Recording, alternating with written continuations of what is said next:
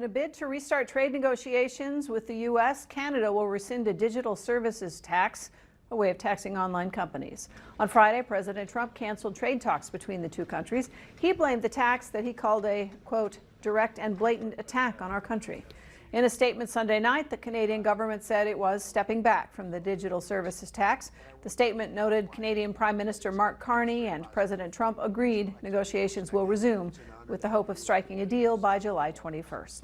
In other national headlines, we send it over to Alan Miller for more. Well, Monica, congressional Republicans are racing against a July 4th deadline to pass President Trump's signature tax cuts and spending bill. Democrats are warning that bill will strip health insurance from millions of Americans and increase the budget deficit. Republicans say the bill will supercharge the economy and lead to unprecedented growth. They express confidence the vote will be successful. Republicans can only have 3 members vote no and still pass the bill. A vote in the Senate could come tonight. President Trump said he would not be offering Iran anything and added on social media that former President Barack Obama paid them billions. The Post also reiterated his assertion that the U.S. had totally obliterated Tehran's nuclear facilities. On Friday, the president dismissed reports that he said his administration had discussed possibly helping Iran access as much as $30 billion to build a civilian energy-producing nuclear program.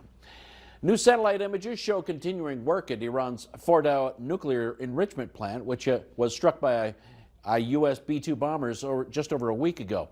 The imagery was collected by Maxar Technologies.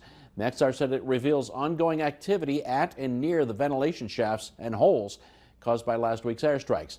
Former nuclear inspector David Albright assessed that the activity may include backfilling the craters as well as conducting engineering damage assessments and likely radiological samples.